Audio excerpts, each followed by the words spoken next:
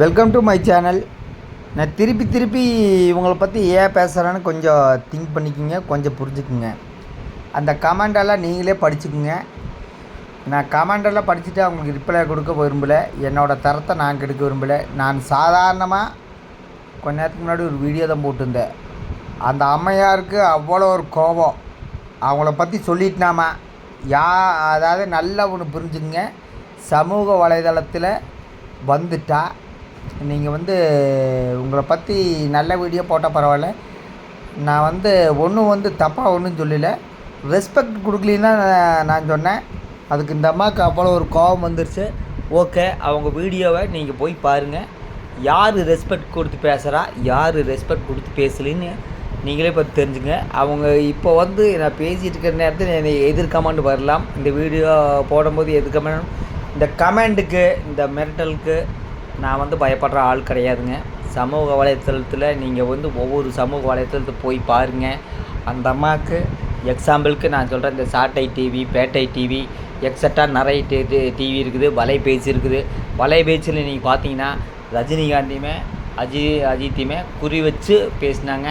குறிப்பாக விடாமுயற்சின்னு ஒரு படத்தை நெகட்டிவிட்டி கொடுத்து பேசினாங்க. அதுக்காக லைக்கா ப்ரொடக்ஷன்ஸு எல்லாத்து மேலே போய் கம்ப்ளைண்ட்டு, என்னை பற்றி பேசுறதுக்கு நீ யாரா அதெல்லாம் சொன்னாங்களா? சாதாரணமாக தான் சொன்னேன். அதுக்கு அந்த அம்மாவுக்கு இவ்வளோ கோபம். இந்த ஃபேமிலி நீங்களே பார்த்துங்க. அதாவது போடுறது பூரா கண்டென்ட் வீடியோ தான். இவங்களுக்கு ஆதரவாக்குறவருக்கு நல்லா தாங்கி பிடிப்பாங்க. இவங்களுக்கு எதிராக ஏதாவது பேசினாங்கன்னா கண்டிப்பாக நையை புடைச்சிருவேன். அதை அவர் சொன்னார். இவங்க அதுக்கு மேலே ஒரு படி மேலே போய் உன் சேனல் இருக்காது, என்ன பண்ண போகிற? சாதாரண ஒரு பெண்மணி இப்படி ஒரு கமெண்டில் இப்படி பேசுகிறாங்க. நாலாயிரம் இன்னும் கொஞ்சம் சப்ஸ்கிரைபர் விட்டு உங்களோட சேனலை காணாமல் பண்ணிடுவேன். இப்படியெல்லாம் பேசினா சாதாரண ஒரு பெண்மணி இப்படி ஒரு கமெண்ட் செக்ஷனில் பதிலடி கொடுக்குறாங்கன்னா இது நாம் சொல்கிறக்கு ஒன்றும் இல்லை. நான் இன்னும் சொல்கிறேன், அந்த அம்மையாரை மரியாதையை தான் பேசுகிறேன். ஆனால் அந்த அம்மையார் கமெண்ட் செக்ஷனில் பாருங்க என்னென்ன கமெண்ட் பண்ணியிருக்குன்னு பாருங்க. இது சாதாரண ஒரு சமூக வலைதளத்துக்கு எப்படின்னா, அப்புறம் மீடியாக்குள்ளே போயிட்டாங்கன்னா இவங்கெல்லாம் ஒரு மீடியாவில் பிரபல மீடியேட்டராக இருந்தால் இவங்களெல்லாம் கையிலேயே பிடிக்க முடியாது. இது நான் சொல்லும்போது அவங்க என்ன வேணால் நினச்சிக்கலாம். ஒன்றும் தப்பில்லை. நான் பொய்யை சொல்லலைங்க, உண்மையை தான் சொன்னேன். இப்பவும் உண்மையை தான் சொல்கிறேன். கண்டென்ட் வீடியோ தான் போடுறேங்க.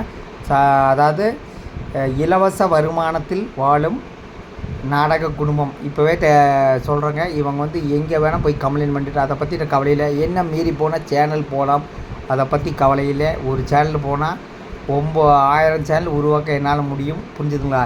இவங்க வீட்டில் இருந்துகிட்டே வீடியோ போட்டு இவங்களுக்கு எப்படின்னா, நான் போய் காலையில் போய் சாயந்தரம் போய் உழைச்சி சம்பாதிக்க எனக்கு எப்படி இருக்குது. தாராளமாக இவங்க என்ன நடவடிக்கை வேணால் எடுக்கட்டும். நான் அவங்க பேரெல்லாம் சொல்ல விரும்பலை. கண்டென்ட் ஃபேமிலின்னு சொல்கிறாங்க மொத்தத்தில். அதாவது குட்டி அண்ணன் 8 அடி பாய்ஞ்சா தங்கை 16 அடி பாய்வாங்க. அது நீங்களே புரிஞ்சுக்குங்க. நான் உங்கள் பேர் போட்டா இதெல்லாம் சொல்ல விரும்பலை. என்னோடய தரத்தை நான் தாழ்த்தி பேச விரும்பலை. ஆனால் அவங்க போடுற கமெண்ட்லேயே அவங்களோட தரம் தெரியுது. இது பார்க்குற அவங்க சப்ஸ்கிரைபராக இருந்தாலும் சரி, யாராக இருந்தாலும் சரி, இப்படியா கமெண்ட் பண்ணுவாங்க? ஒரு சாதாரண ஒரு பெண்மணி இப்படி கமெண்ட் பண்ணால் சமூக வலைதளம் எதற்கு? இவங்களெல்லாம் பார்த்து பயப்பட்டால் யாரும் சமூக வலைத்தளத்தில் இருக்க முடியாது.